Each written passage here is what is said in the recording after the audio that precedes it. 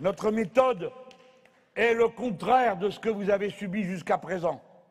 Notre programme est un programme de transition entre cette société, parce que je sais très bien que je ne peux pas la démonter en un claquement de doigts pour monter la suivante.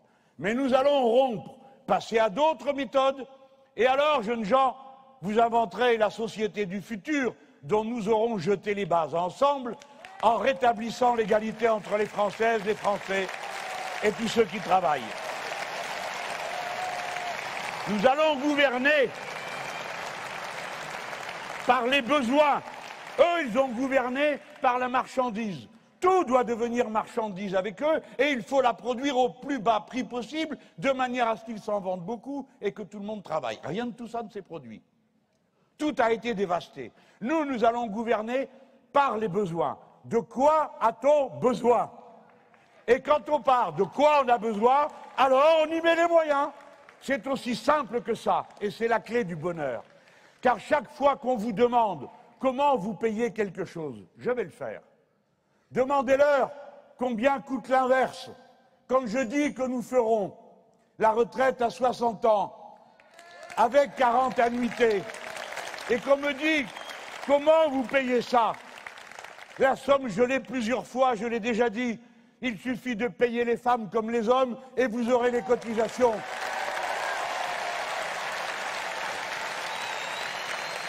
Il suffit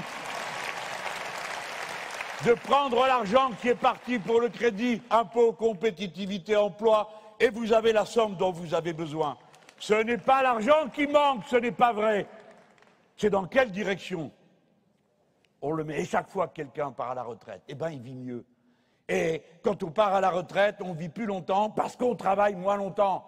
Et surtout, puisqu'ils veulent à tout prix faire les comptes, alors à moi de leur demander combien votre fichue retraite après 43 annuités à 62 ans, combien ça fait de gens de plus inscrits à l'assurance chômage, combien ça fait de malades de plus parce que ceux dont le corps a été usé par le travail s'usent plus vite à mesure qu'ils vieillissent. Et il n'y a pas besoin d'être très intelligent pour le comprendre. La retraite à 60 ans, c'est plein de petits bonheurs, plus un. Celui de pouvoir bâiller aux corneilles, celui si on a envie de ne rien faire. Parce que la destinée de l'être humain n'est pas de s'activer en courant partout. Les êtres humains ont commencé par travailler vaguement quelques heures par jour pour trouver de quoi manger. Le reste du temps, que faisaient-ils? Rien. Vous entendez? Le fameux droit à la paresse de Lafargue, que ce n'était pas de la paresse, c'est juste le droit d'être un être humain. C'est tous ces petits bonheurs et c'est tous ces malheurs en moins.